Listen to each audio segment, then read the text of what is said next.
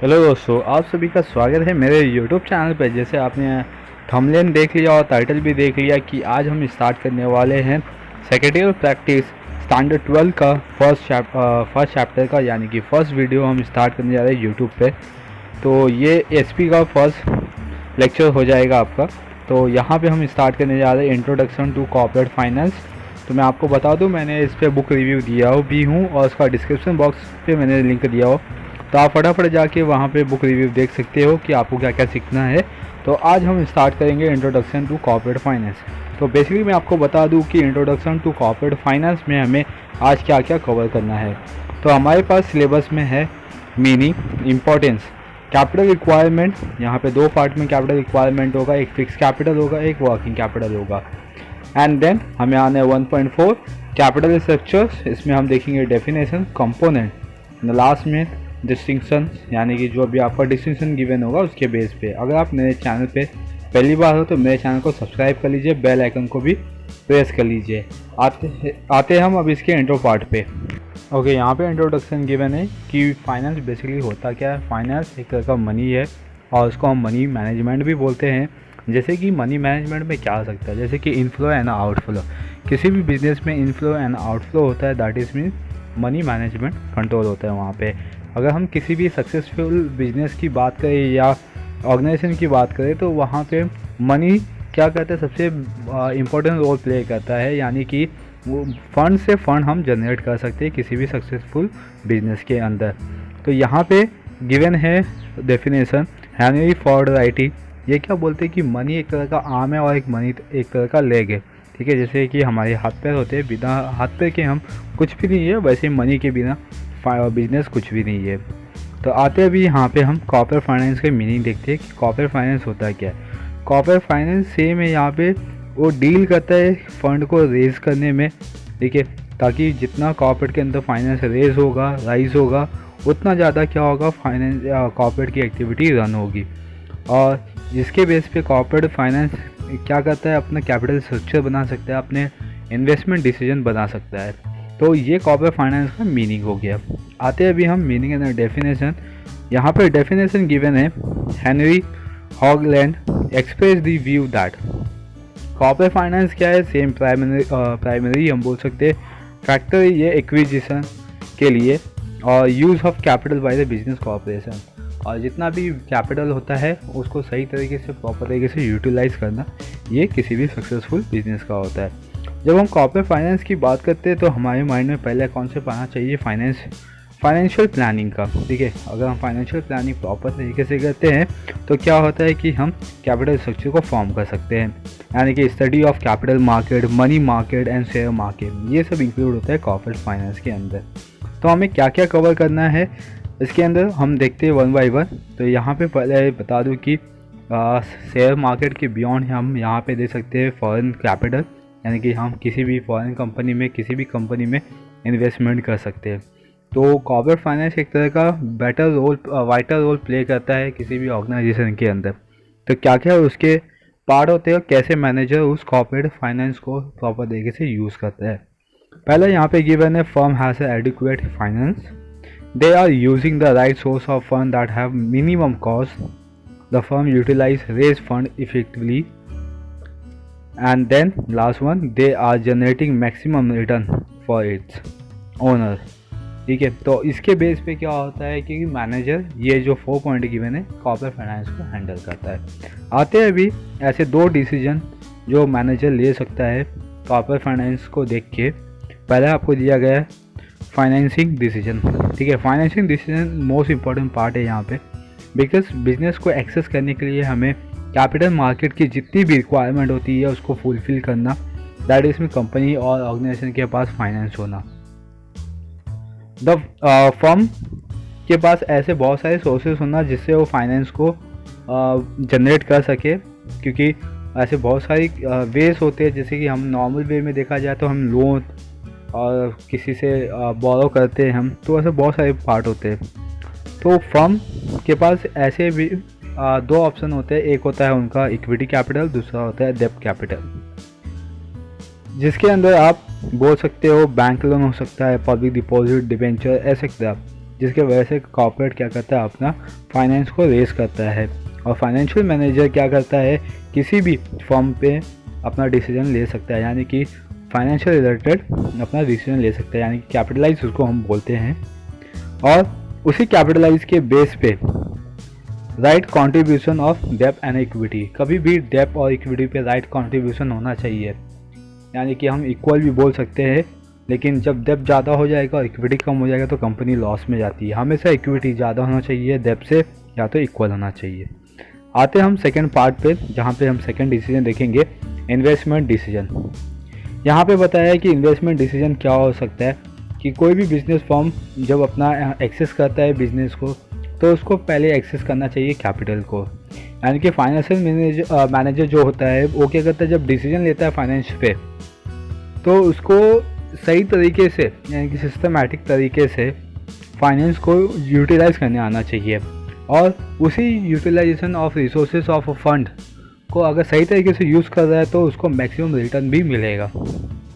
तो ये पार्ट होता है जहाँ पे हम कंसिडर कर सकते हैं कॉस्ट ऑफ कैपिटल, यानी कि हमारे पास ऐसे कौन कौन से रिसोर्सेज है जिसके बेस पे हम कॉस्ट ऑफ कैपिटल को कंसिडर कर सकते हैं। और कॉस्ट ऑफ कैपिटल क्या करता है, किसी भी फर्म को सही तरीके से अपने कैपिटल को यूज़ करने में हेल्प करता है, यानी कि जितना हम सही तरीके से फंड को यूज़ करेंगे, जितना हम इन्वेस्टमेंट करेंगे किसी अदर फैक्टर पे, तो हमें उसका रिटर्न भी मिलेगा। लेकिन वो डिसीजन राइट होना चाहिए, उसके बेस पे हमें ऐसा नहीं होना चाहिए कि हमें लॉस हो रहा है, हमने जो इन्वेस्टमेंट किया था उसका हमें मैक्सिमम रिटर्न नहीं आ रहा है।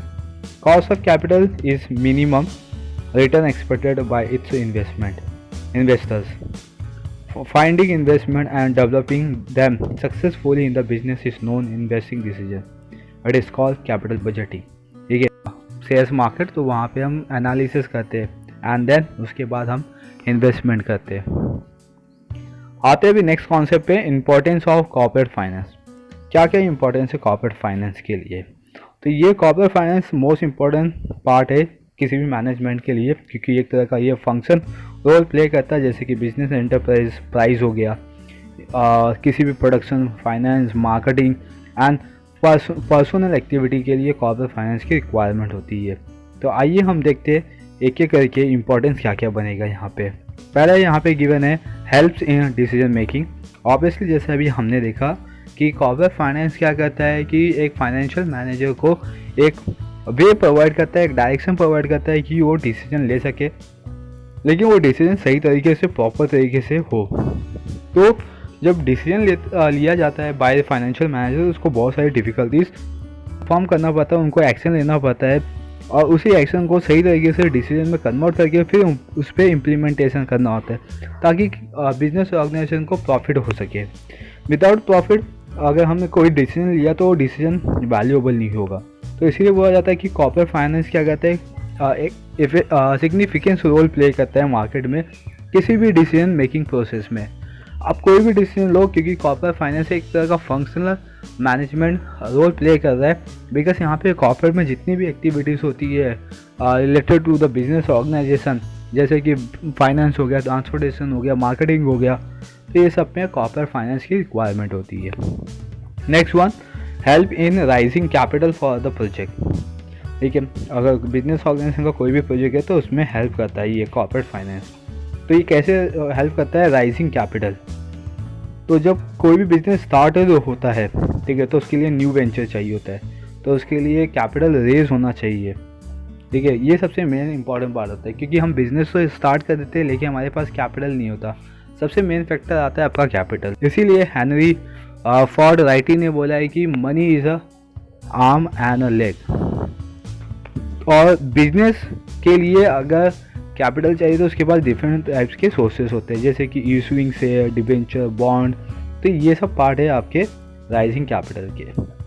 और आते हैं अभी नेक्स्ट थर्ड पॉइंट पे, हेल्प इन R&D यानी कि रिसर्च एंड डेवलपमेंट।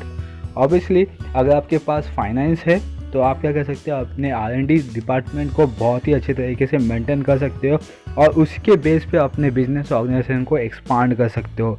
जितना ज़्यादा आपके पास कॉर्पोरेट फाइनेंस होगा उतना आपका टेक्निकली जो वर्क होता है वो एग्जीक्यूशन प्रोजेक्ट में कन्वर्ट होते जाएगा, क्योंकि आपके पास बहुत सारे टेक्नोलॉजी अडॉप्ट हो जाएंगे। तो आप क्या करोगे, अलग अलग एक्टिविटी को सही तरीके से राइट टाइम पे कंप्लीट करने के लिए रिसर्च करोगे, डिफरेंट टाइप के रिसर्च वर्क करोगे, ठीक है, तो उसके बेस पे हम क्या कर सकते हैं कि रिसर्च एंड डेवलपमेंट को एक प्रॉपर तरीके से डायरेक्शन दे सकते हैं, गाइडेंस दे सकते हैं with the help of money. आते हैं फोर्थ पॉइंट पे, help in a smooth running of a business firm. Obviously अगर हमारे पास भी, अगर नॉर्मली हम देखा जाए, अगर हमारे पास भी पैसे हो तो हम अपनी लाइफ को बहुत ही स्मूथ तरीके से जी सकते हैं, लेकिन सेम आपका ये अप्लाई होता है बिजनेस ऑर्गेनाइजेशन के अंदर भी।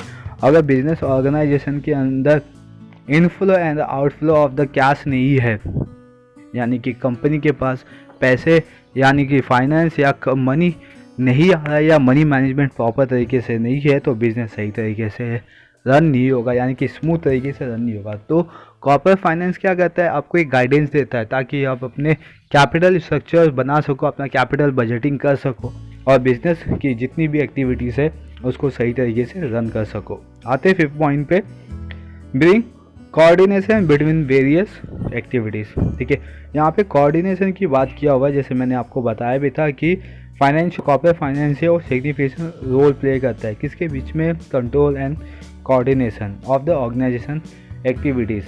यहाँ पे हम एग्जांपल भी गिवन है, आप देख सकते हो, production will suffer, financial department does not have adequate finance for the purchase of raw materials and meeting other day to day financial requirement for smooth running production unit. अगर किसी भी production unit को सही तरीके से run करना है तो किसी भी बिजनेस ऑर्गेनाइजेशन के पास क्या होना चाहिए, एक एडिक्वेट फाइनेंस होना चाहिए ताकि वो अपने बिजनेस को सही तरीके से रन कर सके और प्रोडक्शन जो भी होता है उसके अंदर वो ग्रोथ कर सके। तो ये हो जाएगा आपका कॉर्पोरेट फाइनेंस, जो क्या करता है, कंट्रोल एंड कोऑर्डिनेशन करता है और बिजनेस ऑर्गेनाइजेशन के मैनेजमेंट के पार्ट को।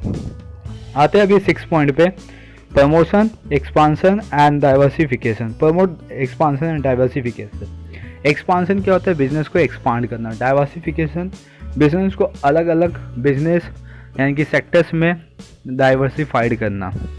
ठीक है, तो यहाँ पे modern machine and modern technique के बेस पे हम अपने बिजनेस को बहुत ही जल्दी तरीके से डाइवर्सिफाइड भी कर सकते हो और एक्सपांड भी कर सकते हो। लेकिन इसके लिए सबसे मोस्ट इंपॉर्टेंट पार्ट आता है आपके पास कॉर्पोरेट फाइनेंस। कॉर्पोरेट फाइनेंस के विदाउट ये कंप्लीट नहीं हो सकता है। Next, managing risk. ऑब्वियसली यहाँ पे सर्वर टाइप के रिस्क अवेलेबल होते हैं, क्योंकि आप एक बिजनेस ऑर्गेनाइजेशन को रन कर रहे हो और आपके पास कॉर्पोरेट फाइनेंस भी होना चाहिए। अगर आपके पास सही तरीके से कॉर्पोरेट फाइनेंस नहीं है तो बहुत सारी प्रॉब्लम आ जाती है, जैसे कि यहाँ पे बताया है, fall in sales, suddenly fall in sales, loss due to natural calamity, loss due to strike, etc. Company need finance aid to manage such risks. Clear? Next one, replace old assets. Obviously, अगर आप किसी भी old assets पे work कर रहे हो और अपने assets को चेंज नहीं करते हो तो कंपनी या बिजनेस ऑर्गेनाइजेशन सही तरीके से रन नहीं हो पाएगी और उनका जो भी सिस्टम होगा, प्रोडक्शन, फाइनेंस और अदर थिंग्स, ये सब क्या हो जाएगा, स्लो हो जाएगा और जिसके वजह से कंपनी मार्केट में एक कंपटीशन फेस नहीं कर पाएगी और वाइंड अप हो जाएगी। Next one, payment of dividend and interest. Payment of dividend and interest ये सबसे मेन फैक्टर्स होता है, बिकॉज हम एसपी देख रहे हैं तो यहाँ पे सोर्सेस ऑफ कैपिटल की बात होगी।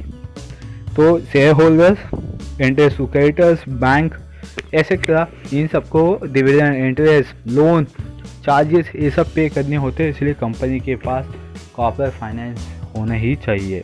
9th वन हो गया। 10th वन पे आते, payment of tax and fees. अगर प्रॉपर तरीके से हम बिजनेस ऑर्गेनाइजेशन को रन कर रहे हैं तो कंपनी के पास सही तरीके से गवर्नमेंट को टैक्स पे होना चाहिए, यानी कि जो इनकम टैक्स हम बोलते हैं। अभी आपके पास न्यू कॉन्सेप्ट आ गया है जीएसटी, ये भी पेड अप होना चाहिए। अगर कंपनी है तो कंपनी का सही तरीके से रजिस्टर होना चाहिए, यानी कि उसके लिए fees, various occasion, finance is needed for paying this taxes and fees. ठीक है, तो फाइनेंस अगर ऑब्वियसली हम देखते हैं बहुत सारे चार्जेस होते हैं। अगर हम नॉर्मल लाइफ की बात करें तो हमें बहुत कुछ पेमेंट करना होता है सेम कंपनी के अंदर। अगर लीगली तरीके से तो कंपनी गवर्नमेंट को टैक्स और फीसेस पे करती है। बस आज के लिए इतना, और हम इसको कंटिन्यू करेंगे ये चैप्टर को नेक्स्ट वीडियो में। तो अगर आपको मेरा वीडियो अच्छा लगता है तो मेरे चैनल को सब्सक्राइब कर लीजिए, बेल आइकन को प्रेस कर लीजिए और साथ ही साथ लाइक कीजिए और मुझे कमेंट करना ना भूलें। और अगर आपका कुछ सजेशन हो, फीडबैक हो तो प्लीज़ मुझे अपना सजेशन और फीडबैक देना ना भूलें। तो बस आज के लिए इतना, आते हैं अभी नेक्स्ट वीडियो यानी कि कल। Thank you for watching.